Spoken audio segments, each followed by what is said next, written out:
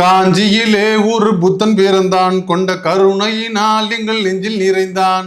காஞ்சியிலே ஒரு புத்தன் பிறந்தான், கொண்ட கருணையினால் எங்கள் நெஞ்சில் நிறைந்தான். அண்ணாவென்றெல்லோரும் அழைக்க வந்தார், அண்ணாவென்றெல்லோரும் அழைக்க வந்தார், 1000 தலைமுறை தழைக்க வந்தார். அண்ணா அண்ணா அண்ணா எங்கள் அன்பின் தெய்வம் அண்ணா, அண்ணா அண்ணா அண்ணா எங்கள் அன்பின் தெய்வம் அண்ணா.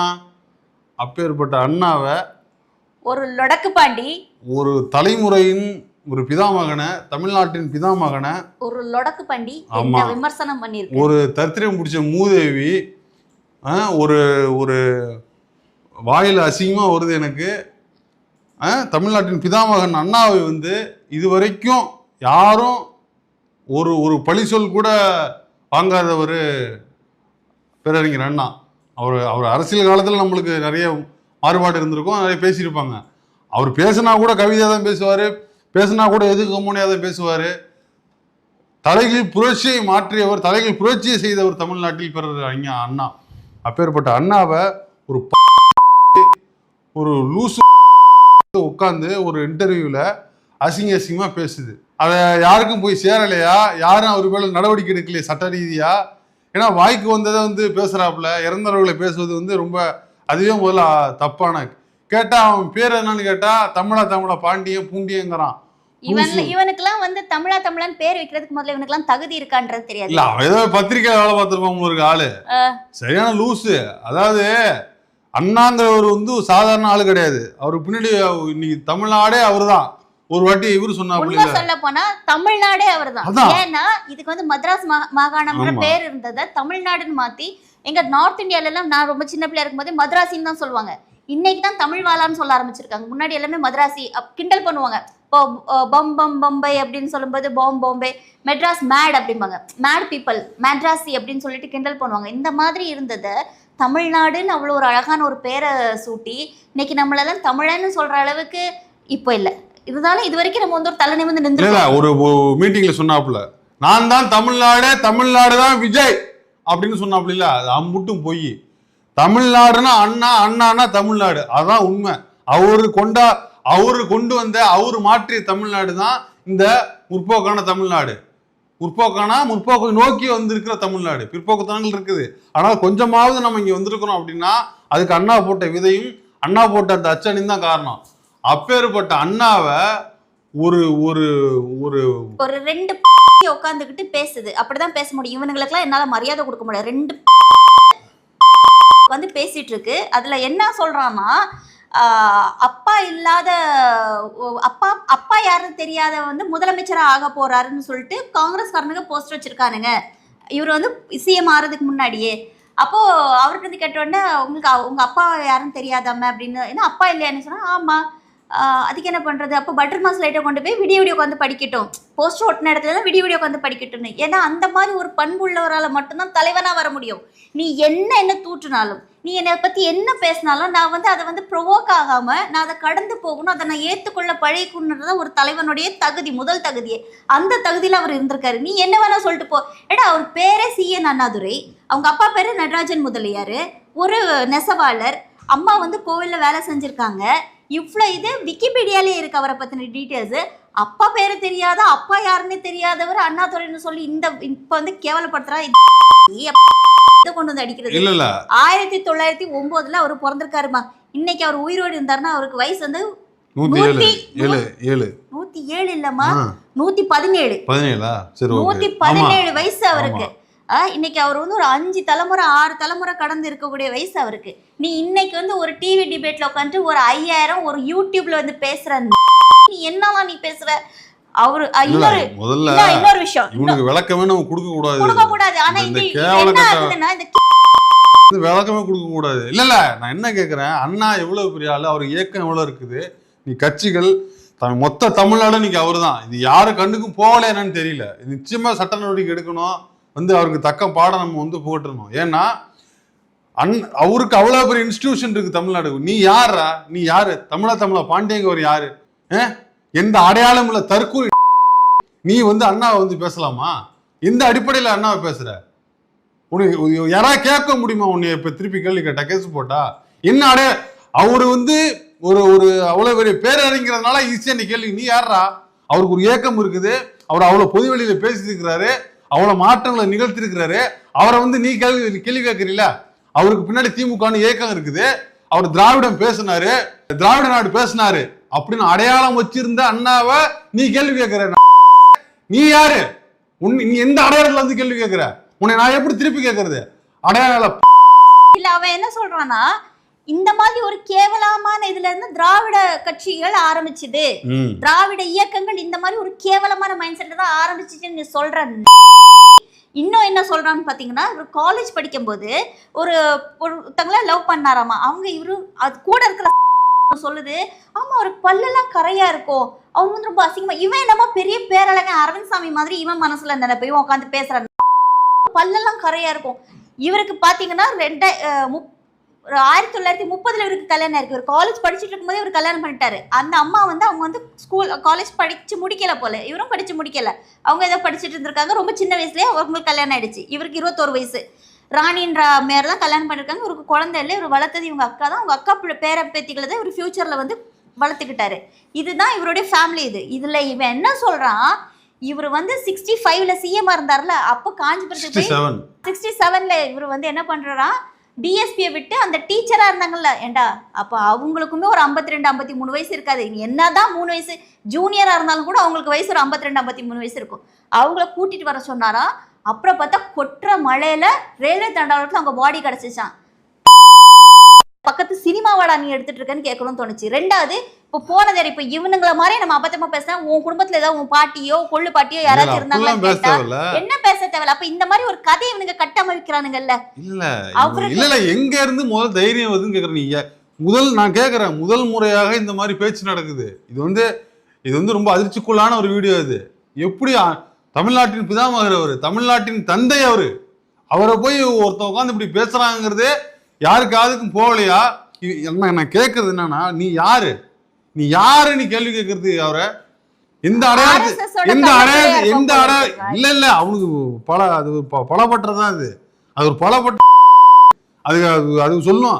பைத்தியம் மாதிரி ரெக்கார்டு இருக்குது அதுக்கு. சரியா? தமிழ்நாட்டை அழிக்கிறதுக்கு தான் இப்போ ஒரு அவனும் திராவிடத்துல பெரியார் இதுல இருந்திருக்கான், தீக்கால இருந்துக்குன்னு சொல்லிக்குவான். அவன் பத்திரிகையில வேலை பார்த்தேன்னு சொல்லிக்குவான். பைத்தியம் என்ன அடையாளம் இருக்குது? எதை வச்சு நீ கேள்வி கேட்கிற? அவரு திராவிடத்துல நீ ஆரியமாப்ப அரியத்தோட கேள்வி கேட்கறீங்க. ஒரு நிமிஷம், இவன் வந்து பத்திரிகையாளனா அப்படின்னு சொல்லிருக்கான். இவனுங்க ஒரு விஷயம் ரொம்ப நாள் அண்ணா பத்தி சொல்லுவானுங்க. பானுமதி அம்மாவுக்கும் இவங்களுக்குள்ள ஒரு கான்ஃபிளிக்ட் இருந்துச்சாமா. பானுமதிக்கு ஏதோ ஒரு ரிப்போர்ட் வந்து கேள்வி கேட்டோன்னா, அவள் படித்தாண்டா பத்தினியும் அல்ல, நான் வந்து முற்றும் திறந்த முனிவனும் இல்லைன்னு இருக்காங்க. இது ஒரு சாதாரண ஒரு வேர்டு. இதோட பின்னாடி நம்ம அசிங்கமாகவும் எடுத்துக்கலாம். அவங்க வந்து என்ன பத்தினியில கற்பு கரசி இல்லைன்னு சொன்னேன். இந்த கற்பு கரசின்ற மேலே தூக்கி தூரத்துக்கு எறிஞ்சிருங்க. பத்தினின்றது வந்து ஒரு உயர்ந்த பெண் அப்படின்னு வச்சுக்கலாமா, ஒரு உயர்வான பெண். அவங்க சொல்றதெல்லாம் உண்மைன்னு சொல்ல முடியாது, உயர்வான அப்படி கேட்டகரைஸ் பண்ணிருக்காங்க. இப்போ என்னன்னா, 2 பேர் இப்போ ஒர்க் பண்றோமா, இப்போ நம்ம 2 பேருமே ஒர்க் பண்ணும்போது நமக்குள்ளே டிஃப்ரென்ஸ் ஆஃப் ஒப்பீனியன் நிறைய இருக்கு, கான்ஃப்ளிக்ஸ் ஆகும். நான் இது செய்யன்னு சொல்வேன், நீங்க செய்ய வேணாமீங்க, இல்லை நீங்க செய்யன்னு சொல்லலாம், நான் செய்ய வேணாம் சொல்லலாம். இது கதாசிரியரும் நடிகைகளுக்குள்ள இருக்கக்கூடிய நிறைய படங்கள் இது நடக்கும். இந்த டைலாக்ஸா மாத்துங்க மங்கள், இந்த டைலாக்ஸ் எனக்கு பேச கஷ்டமா இருக்குன்னு சொல்லலாம். இந்த மாதிரி ஏதோ கான்ஃப்ளிக்ஸ் நடந்திருக்கு. இதுல இந்த பானுமதி அம்மா வந்து நான் நடிக்க மாட்டேன்னு சொல்லிட்டு போயிருக்காங்க. இது வந்து சர்வ சாதாரணமான விஷயம். சினிமா இண்டஸ்ட்ரியில இருக்கக்கூடியவங்களுக்கு இது நல்லாவே தெரியும். அதுக்கப்புறம் அவங்க ஏதோ ஹைப்ல ஏதோ போய் பேசியிருக்காங்க வச்சிருக்காங்க. இது வந்து இவர்கிட்ட வந்து கேள்வி கேட்டேன், ஏண்டா அப்பா இல்லைன்னு சொல்லி நீங்க வந்து அசிங்கப்படுத்தும் போதே அவர் கண்டுக்காம, சரிப்பா நீ பட்டர் மாஸ் லைட்டை வச்சு விடிய கூட படிச்சுக்கோன்னு சொல்லிட்டு போன மனுஷன், நீங்கெல்லாம் வந்து அவர் இந்த மாதிரி ஒரு கிறுக்கனுங்க வந்து இந்த கேள்வி கேட்டால் அவர் என்ன பதில் சொல்வாரு? அவங்க சொன்னதெல்லாம் உண்மையும் இல்லை, அப்படியே ஒருவேளை நான் தப்பு பண்ணியிருந்தேன்னு சொன்னாலும் நான் அதை வந்து இல்லைன்னு மறுக்கிறது கொண்டு, நானும் மனுஷன்தான், நான் தப்பு பண்ணியிருந்திருக்கலாம். இந்த வார்த்தையை சொன்னதை இவர் வந்து பாலியல் சீண்டல் பண்ணாரு, அந்த அம்மாவும் செத்து போயாச்சு, அவரும் செத்து பல வருஷம் ஆயாச்சு. இப்போ இந்த டாபிக் பேசல, இப்போ இவனுக்கு பேசுறதெல்லாம் இருக்குல்ல, இதெல்லாம் என்ன யாரை வச்சுட்டு பேசுறீங்க? என்ன ஆதாரம் இருக்குது? இல்ல வந்து யாரு இருக்கிறா? யாரு சீமானிசம்? அது சீமானித்தனமா எதை வந்தாலும் பேசலாம், கட்டுக்கதை அவுத்தி விடலாம். யாராவது இருக்கிறாங்களா? யாராவது ஒருத்தர் இருக்குன்னு நீங்க பேசணும். இப்படி வந்து தேவையில்லாம கட்டுக்கதையை பேசுறது வந்து அயோக்கியத்தனம் இல்லையா? இந்த அரசே வந்து இவன் மேல நடவடிக்கை எடுத்து, அண்ணாவை வந்து பெரிய திராவிடமும் வந்து தமிழ் தேசமும் எனது இரு கண்கள்னு சொல்ற இந்த அரசு இந்த கட்சிகள்லாம் என்ன பண்ணிக்கிட்டு இருக்குது? இவனை தூக்கி போட்டு உள்ள தூக்கி போட வேணாமா? சட்ட ரீதியாக அணுக வேணாமா? எப்படி இப்படி பேச முடியும்? எப்படி இப்படி பேச, என்ன ஆதாரத்தின் அடிப்படையில் பேச, யாருமே எல்லாமே எப்படி பேச முடியும்? இப்படி பேச முடியும்? முதல்ல இது வந்து அனுமதிக்கவே கூடாது. எனக்கு ரொம்ப அதிர்ச்சிகரமா இருந்தது வீடியோ பார்த்துட்டு. ஏன்னா நாத்திகன் தான் பேசுறான் ஓய், ஆனா அண்ணா பேசுறான் ஓய்னு பேர் வாங்கின ஒரு அறிஞர் அண்ணா அவர்கள், அவரோட பேச்சுக்கு முன்னாடி, அறிவுக்கு முன்னாடி, புலமைக்கு முன்னாடி தூசு எவனுங்க அந்த இந்த பெரியாருக்கு அப்புறமா இந்த இந்த இந்த இந்த மக்களை யதார்த்தமாக அணுகி இந்த புரட்சியை ஏற்படுத்தினவர் பேர் அறிஞர் அண்ணா. அவர் அறிவுக்கு முன்னாடி இன்னொரு அறிவாளி இங்க பிறக்கவே இல்லை. அப்பேற்பட்ட மேதை அவர்லாம் அவருக்கு வந்து அழகை வந்து கிரைட்டீரியா வைக்கிறது, அழக பல்ல கிரைட்டீரியா ஏண்டா மொன்ன அண்ணாவோட பேச்சுக்கும் எழுத்துக்கும் அவர் பண்ண அந்த இலக்கியத்துக்கும் அவர் பண்ண அந்த புரட்சிக்கும் நீ வந்து யாருக்கு நீ இப்படி பேசுன்னு தெரியல, எதுக்காக பேசுன்னு தெரியல. பிச்சை நீ பேசுற பேச்சுக்கு வந்து அண்ணா தான் கிடைச்சாரா உனக்கு? இத்தனை நாள் இவ்வளவு நாள் நீ பண்ண இந்த நீ சுத்திட்டு தெரிஞ்சிய, நீ பேசுறீ என்னென்னமோ பேச்சு தெரிஞ்ச பத்திரிகைக்காரங்கிற பேர்ல பேசுறீல்ல, இந்த பேச்சுக்கள்லாம் ஏதோ இருந்தாங்க. சரி, நீ இப்போ வந்து கடைசியா வந்து அண்ணாவை கை வச்சிருக்கணும். உனக்கு எவ்வளவு வந்து உனக்கு திமிர்த்தனம் இருக்கணும் உனக்கு? இந்த பசிக்குதுன்னா சோறு போடுவானுங்க, அந்த எதை வேணாலும் பேசிட்டு இல்ல, எதை வேணா பேசலாம், என்ன வேணா செய்யலாம், காசுக்காக என்ன வேணா செய்யலாம்னு முடிவு பண்ணிட்டீங்கன்னா அது இல்ல, அது கிடையாது. இதுக்காக ஒண்ணு இருக்கணும். என்னத்தை வேணா பேசுறது, எந்த நியாயமும் கிடையாது. இப்படி உருட்டு அப்படி உருட்டு கேட்டா நடுநிலை கிடையாது. நடுநிலை ஒரு கிடையாது. இல்ல இவனுங்க இந்த நியாயவாதம் வந்து, அதாவது நடுநிலையா பேசுறது, தவறாக சுட்டி காட்ட வேண்டும். தவறு வந்து எப்போதுமே ஒரு பக்கம் தான் நடந்திருக்கும், ரெண்டு பக்கமும் தவறு நடக்காது. அப்போ இல்லைன்னா தவறு ஒரு இடத்துல இருந்து ஸ்டார்ட் ஆயிருக்கும். இவ்வளவுதான் இருக்குது. அதுல வந்து சும்மா நடுநிலை நக்கி ரொம்ப நடுநிலை ஆளு இல்ல, சில பேர் சொல்லிட்டு தெரியுறாங்க. இவனு அந்த மாதிரிலாம் ஒரு இடத்துல இருந்து வந்தவன் தான். இந்த பாண்டியன் இந்த லொடக்கு பாண்டிட்ட கேள்வி கேட்டான்ல ஒருத்தன், அவனை எனக்கு வந்து வாயில வகை சொல்றான், பல்லெல்லாம் கரையா இருக்கும். நீ எனக்கு என்ன தோணும், இவனு பெரிய பேரறிஞர், அத பத்தி எல்லாம் பேச தேவையில்ல. யாரு கேக்குறதுக்கு நான் கேக்குறேன். நீ பேரறிஞர் அண்ணாவை நீ வந்து இவ்வளவு தூரத்துக்கு அது ஒரு மாதிரி இளக்காரமா மூக்குப்பொடி வாட அடிக்கும், ஆமா அப்படி அடிக்கும் இப்படி இருக்குன்னு மோந்து பத்தியாடா தோணுச்சு. உன் வயசு என்ன, உன் வயசு என்ன? நீ அவர் மண்ணுக்குள்ள போய் அந்த மண்ணை அடிச்சதுக்கு அப்புறம் தான் இவனே பிறந்திருப்பான். மூக்கெல்லாம் வாட அடிக்கும் அப்படின்னு யார் மோந்து பார்த்துட்டு வந்து உன்ட்ட சொன்னா நான் கேட்கணும்னு தோணுச்சு. இல்ல இப்போ வந்து இப்ப பேசணும், இதெல்லாம் பேசினா காசு அப்படின்னு தான் இப்போ வந்து நிலைமை வந்திருக்கிறதுனால இப்போ இல்ல விஜய் வந்திருக்கிறாரு, திராவிட கட்சிகள் ஆட்சியில் இல்ல, என்ன வேணா பேசலாம், எதை வேணா பேசலாம், பெரியாரை பத்தி என்ன வேணா பேசலாம் அப்படின்னு ஒரு நினைப்பு வந்து பேசுறாப்லையா என்னன்னு தெரியல. எக்ஸாக்ட்லி அதுதான் அவன் வந்து இல்ல.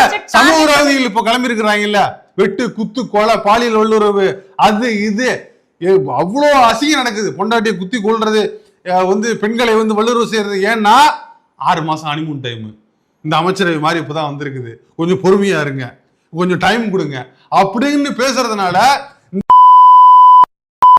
வந்து இந்த மாதிரி தலைவர்களை பேசுறத வாழ எதுவும் பண்ண மாட்டாங்க. அல்லது வந்து திராவிட கட்சிகள் இருந்தாதான் நம்மள வந்து சட்ட ரீதியை நடவடிக்கை எடுப்பாங்க. இந்த இப்போ உள்ள ஆட்சி ஒண்ணு மூணாந்து தைரியம் நான் கேட்கிறேன், தைரியமா? எதன் அடிப்படையில் நீங்க பேசுறீங்க? எதுக்கு இதை பார்த்து இந்த வீடியோ பார்த்துட்டு அவன் மேல வந்து கேஸ் போடணும், சட்ட ரீதியான அவன் மேல நடவடிக்கை எடுக்கணும், ஜனநாயக ரீதியான அவன் மேல வந்து நம்ம வந்து அழுத்தங்களை கொடுக்கணும். எப்படி நீ பேசலாம்? என்ன அடிப்படையில, என்ன ஆதாரம் இருக்கு, என்ன ஆதாரத்தின் அடிப்படையில பேசுற நீங்க? யாரெல்லாம் இப்ப இருக்கிறாங்க? பேச ஆரம்பிச்சது உதயநிதியை வச்சு, டிஎம்கே வச்சு. நீ உதயநிதியை வச்சு 1000 விமர்சனம் பண்ணிக்கோ, அதுக்கு பதில் உதயநிதி சொல்லிப்பாரு, ஆமாவா இல்லையா? அது தனிப்பட்ட முறையில் அவங்க பதில் சொல்லிப்பாங்க. ஆனா நீ வந்து அறிஞர் அண்ணாவை நீ வந்து பேசுனது, இது வந்து நீ திராவிடத்தை வந்து நீ தூக்கி பிடிச்சது, அது வந்து தேவையில்லாத விஷயம். நீ காசுக்கு உனக்கு என்ன தேவையோ அதை மட்டும் தான் நீ கவிக்கிட்டு நீ காசுக்கு என்ன வேணா பேசுறீங்க.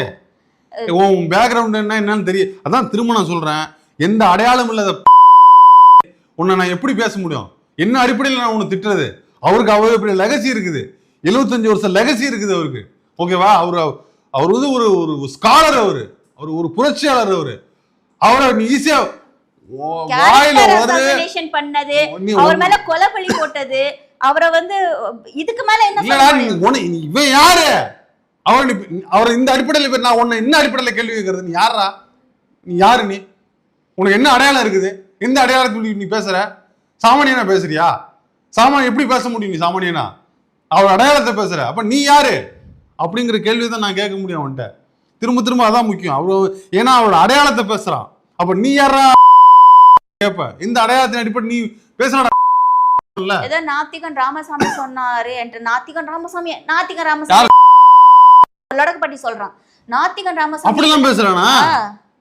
நாத்திகன் ராமசாமி என்கிட்ட சொன்னாரு. அதான் அப்ப அந்த திமுர்த்தனம் இவன் எல்லா இடத்துலயும் மேய்ஞ்சிட்டு வந்திருக்கான். அப்ப என்னன்னா எல்லா இடத்துலயும் மேய்ஞ்ச என்னன்னா இந்த நடுநிலை எதை வேணா காசுக்காக உட்காந்துக்கிட்டு எதை வேணா வாந்தி எடுக்கிறது, எதிர்த்தாப்புல ஏதாவது காசுக்காக வேணா அதை கேட்டோம்னா எதை வேணா பேசுறதா நடுநிலை நினைச்சிட்டு இருக்கிறோம் இருக்கு. இவன் மேல தயவு செஞ்சு ஆக்ஷன் எடுக்கணும். திராவிடம்னு பேசக்கூடியவங்களா இருக்கட்டும், அது அண்ணா திராவிடம் ஒட்டுமொத்த தமிழ்நாடே கோபத்துக்குரியது. அண்ணாவை மறுத்து இங்க ஒரு அரசியல் கிடையாது. அண்ணாவை எதிர்த்துக்கிட்டு இங்க யாரும் இங்க அப்படிலாம் இருக்க முடியாது. ஜனநாயக ரீதியா நீ என்ன வேணா கருத்து வைக்கலாம். திராவிடம் ஆரியம் நீ அவரு 1000 எதிரியே மதிச்சவன்டா, எதிரியே மரியாதை கொடுத்தவன், எதிரியே ரொம்ப மாட்டான் தோட்டத்து மல்லிகைக்கும் மனம் உண்டு இன்னைக்கும் அவர் இருந்தாலும் அதான் சொல்லியிருப்பாரு. உனக்கு மாட்டான் தோட்டத்துக்கும் மல்லிகைக்கும் மனம் உண்டு சொன்னவர் அவரு. அடுத்த அவ்வளவு பெரிய ஜனநாயகவாதியா இருக்கிறதுனால நான் கேட்கிறேன், ஒரு அளவுதான் ஜனநாயகமா கருத்து பேசணும். அவர் இந்த கருத்துல இது கருத்தா? இது அவரோட சொந்த பிரச்சனையை பேசுறேன் அப்படின்னா அவர் உசுரோட இருக்கணும். அப்பதான் அவர் சொந்த பிரச்சனையை பேச முடியும். ஏன்னா நீ சொந்தமா பேசாம அவர் விளக்கம் கொடுக்கணும். நீ பண்ற காசிப்க்கு நீ பண்ற இந்த வேலைக்கு உனக்கு அறிஞர் அண்ணா தான் அப்படிதான் சொல்லணும். நீ அப்படி அது கிடையாது. அண்ணாவை பத்தி பேசும்போது நம்ம கண்ணியமா பேசணும். அண்ணா பத்தி பேசும்போது கண்ணியமா பேசணும். இந்த அண்ணாவை பத்தி பேசுன்னு நான் கேக்குறேன். உனக்கு உனக்கு 10 பேர்ட்ட வாங்கிட்டீங்கன்னா நீ வேற யார பத்தி வேணா பேசிருக்கலாம். நீ அறிஞர் அண்ணாவை இவ்வளவு கேவலமா இவ்வளவு கேரக்டர் அசாசினேஷன் பண்றதுக்கும் இந்த அளவுக்கு அவரை அவமானப்படுத்த வேண்டிய அவசியம் என்ன? அப்படி உனக்கு